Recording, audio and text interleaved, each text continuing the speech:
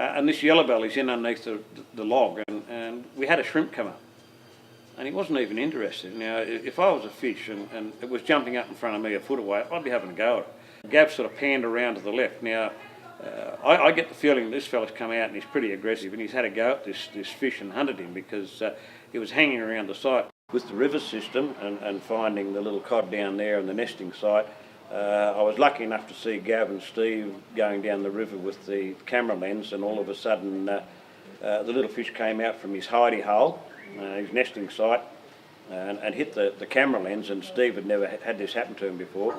Gav was lucky enough to have that happen to him down on the Clarence, and all of a sudden, sitting over in the canoe from them, seeing these two blokes go high fives that they found this site, it was great, yeah, terrific.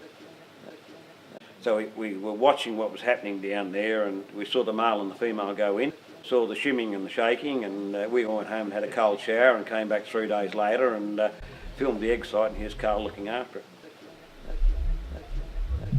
And it's his job for the next 25 to 28 days to look after that site. And during that period, he's got to be pretty well fit because he doesn't leave that site. He doesn't feed during that period. What he's doing is maintaining it, running over the eggs, making sure that those that hadn't fertilised are taken away from the site because they do form a fungi, and that affects the other fish eggs that are fertilised. So that's his job of maintaining it. And he uses his fins to actually very super sensitive. He must be 118% switched on because you can just see the fins just touching the egg yolks and the eggs and cleaning anything that's away from it. And he's doing that constantly. I mean, 24 hours a day, and it's full on. I mean, he's pretty keen.